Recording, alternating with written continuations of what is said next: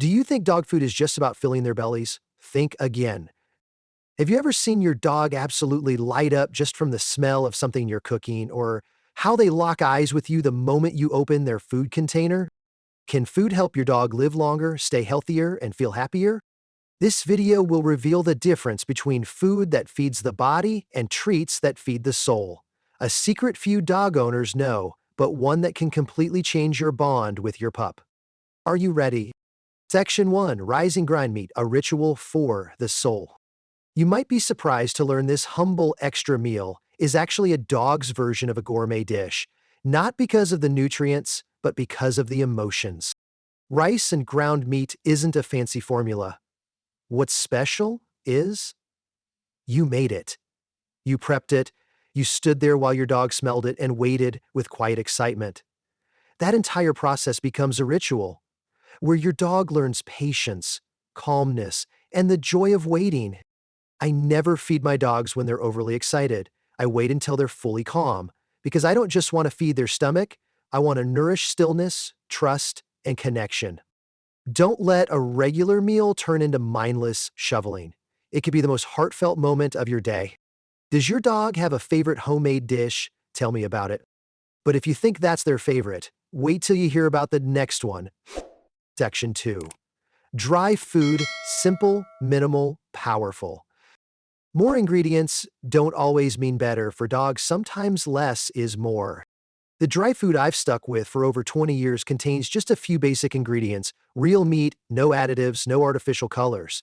Yet, it's helped my dogs with digestion, coat health, and even longevity. I even used it to help Daddy my dog battle cancer, and I witnessed firsthand nutrition has real power.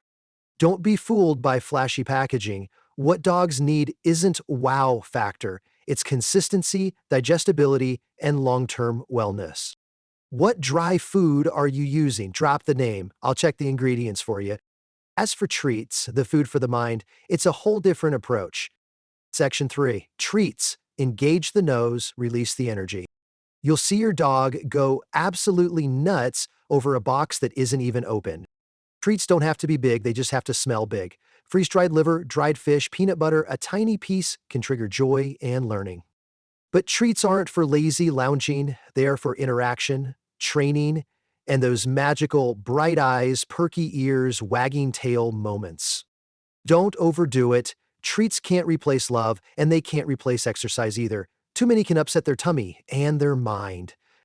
Do you have a daily treat limit for your dog? Share your tips, and if you want to gift your dog something truly primal, don't miss the next part. Section 4. Marrow bones. Physical and emotional bliss. Nothing melts a dog's brain like a real bone, raw, meaty, and full of that rich, bloody smell. Marrow bones aren't just food, they're an experience. Dogs get to gnaw, chew, and awaken their ancestral instincts. It works their jaws, their noses, and even their focus. But be careful, these bones are so irresistible they can trigger guarding or fights between dogs. Watch closely, or separate them if needed. Never give bones when they're hyper. You're just adding fuel to the chaos. Have you tried raw bones for your dog? How did they react?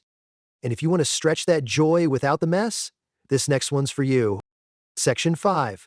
Bully sticks, the Zen snack for winding down. A single bully stick can keep even the most energetic dog quietly busy for 30 minutes. This treat is a lifesaver on days you can't go for a walk, but still want to help your dog burn energy, stay calm, and relax. They can smell strong, so best used outside. But watching your dog grab one, find a corner, and savor it like a kid with their favorite popsicle, pure joy. Just remember, it's a gift, not a daily routine. Ever noticed how dogs pick a private spot to chew their bully stick? That behavior says a lot about how they feel. And finally, if you're torn between homemade and store-bought, listen closely. Section 6. Homemade food, does helpful or harmful? Think cooking for your dog is the best way to care for them? It might be, but it's not always enough. According to UC Davis and Royal Canin, over 90% of homemade recipes lack nutritional balance, often low in calcium, missing minerals, or too high in protein, which can strain the liver and kidneys over time.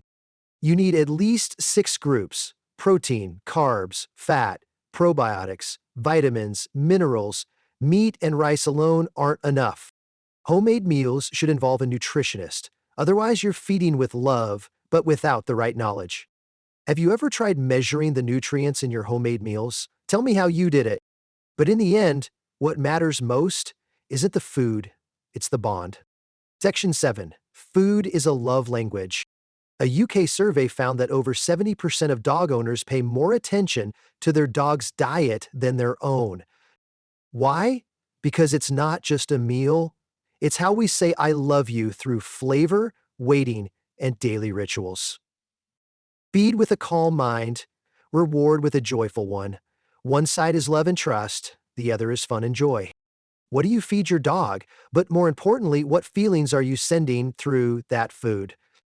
Now you know, food doesn't just feed the body, it shapes personality, mindset, and your entire relationship.